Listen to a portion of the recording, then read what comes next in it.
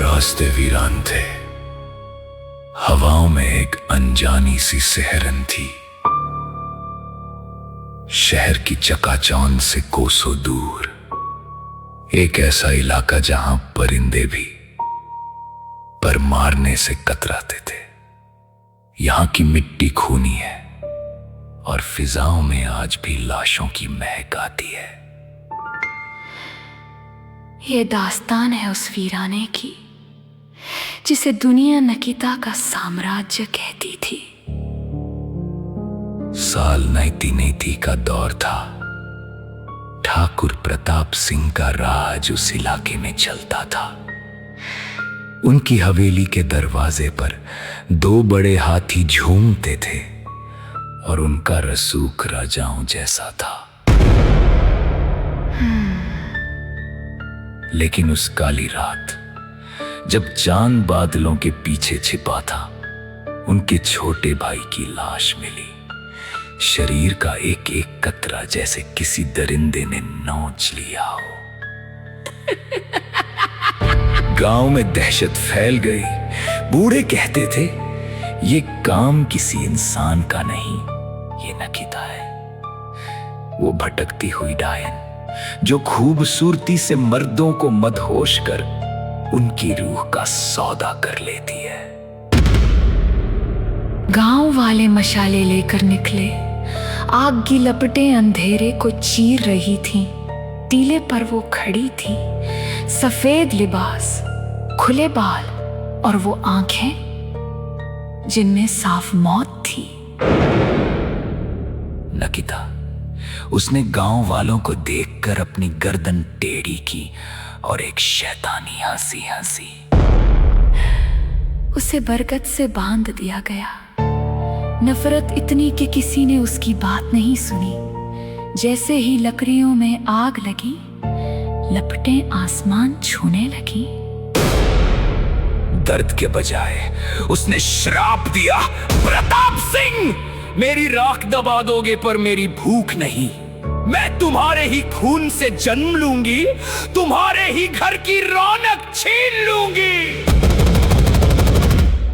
तांत्रिक ने नकिता की राख को तांबे के बर्तन में बंद कर हवेली के तहखाने में 5 फीट नीचे दफना दिया। सबको लगा सब ठीक है, पर तांत्रिक जानता था राख कभी मरती नहीं। 25 साल बीत गए। प्रताप सिंह की बेटी जैस्मिन अब बड़ी हो चुकी थी, बेहद खूबसूरत, पर कोई नहीं जानता था कि उस मासूम चेहरे के पीछे क्या पक रहा है। जैस्मिन को अजीब सपने आने लगे। उसे दिखता कि वो हवेली की सीढ़ियां उतर रही है, जहां एक बर्तन उसका इंतजार कर रहा है। रात के सन्नाटे में जैस्मिन की नींद उचट जाती, उसकी आंखें काली पड़ जाती। वो बेसुध होकर हवेली की ओर बढ़ती। वो अब जैस्मिन नहीं, नकिता की परछाई थी। जंगल में मुसाफिर फिर से गायब होने लगे। हेमंत को शक हुआ। एक रात उसने पीछा किया और देखा कि जैस्मिन हवेली का भारी दरवाजा ऐसे खोल रही है जैसे वो तिनका हो। जैस्मिन पागलों की तरह मिट्टी खोद रही थी। जैसे ही बर्तन बाहर निकला, काली धुंध फैल गई। जैस्मिन की आवाज मर्दानी और भारी हो गई। मैं वापस आ गई हूं। अमावस्या की रात हवेली में हवन कुंड धधक रहा था। तांत्रिक ने मंत्र शुरू किए।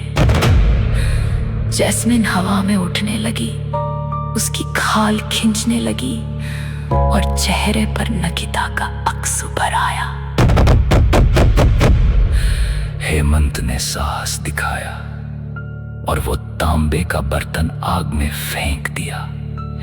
जैसे ही बर्तन पिघला, आसमान से बिजली कड़की। नहीं, एक चीख गूंजी और हवेली की दीवारें दरकने लगी।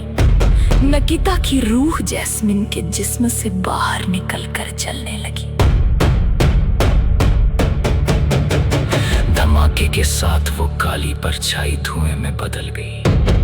हवेली के पत्थर टूटने लगे। सुबह जैस्मिन को होश आया, सब खत्म हो चुका था।